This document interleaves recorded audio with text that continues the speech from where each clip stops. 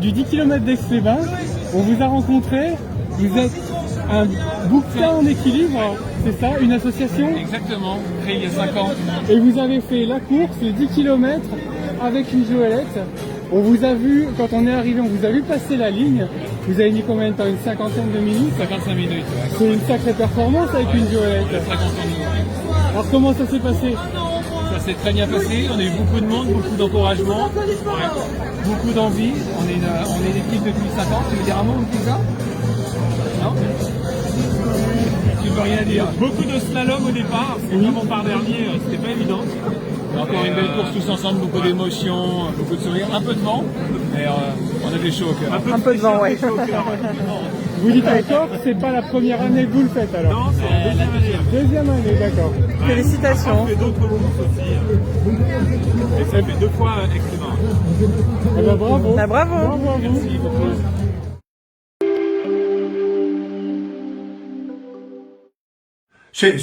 Les cloches de vache, c'était une tradition, c'était de la montagne. La montagne, ça va avec des cloches. Une vache sans cloche, il y en a un troupeau là derrière chez moi, elle rumine, on n'entend rien, c'est le grand silence. Il n'y a rien de plus beau que des cloches, des vaches avec des cloches. Moi, je me suis trouvé un matin, il y avait un troupeau de noirs au Praréon, elles partaient de brouter.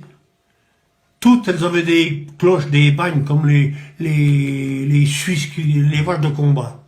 Eh ben, c'est un peu joli, entre la nuit et le jour qui se lève, le clair de lune, c'était rose, c'était magnifique d'entendre partir ces bêtes, pas à pas, les unes derrière les autres avec leurs cloches. Pourquoi ils en veulent plus, les gens, des cloches? Ça les dérange?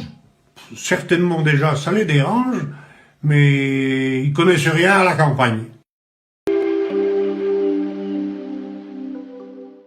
Messieurs, dames, voilà, à Lens-le-Bourg, bienvenue. Nous sommes dans la fabrication des cuisses de dames, une spécialité du village. Des recettes très très anciennes, en 1800 déjà dans des livres de cuisine. Donc très simple, farine, beurre, sucre, des œufs et un petit peu de génépi. C'est une pâte qui est très très sablée, très rapide à faire, parce qu'à l'époque il fallait que ce soit bon et efficace. Voilà. Ensuite, cuisses de dame. Pourquoi cuisses de dame? Parce qu'à l'époque, les mamies, il paraît qu'elles les roulaient sur les cuisses. On n'était pas là pour voir et on veut pas tout savoir. Et après, ces petites choses frites dans l'huile. Dans de l'huile très chaude, parce que c'est pas un beignet, il faut que ce soit frit rapidement. Il faut que ça reste croustillant. Et c'est une pâte qui est très sablée, donc c'est bon pour les enfants et c'est bon pour les papis et les mamies, il n'y a pas de souci. Voilà, messieurs, dames, on peut appeler ça aussi des biscuits de transport. Les cuisses de dame et le biscuit de Savoie, les Savoyards, ils optimisaient tout forcément. C'était bon aujourd'hui, c'est bon demain et après-demain. Quand ils partaient un petit peu se promener en montagne, les grands-mères leur faisaient ces petites pâtisseries. Donc ils avaient de quoi déguster ou déjeuner le matin. Voilà, messieurs, dames, les spécialités de Lens-le-Bourg. Valseny.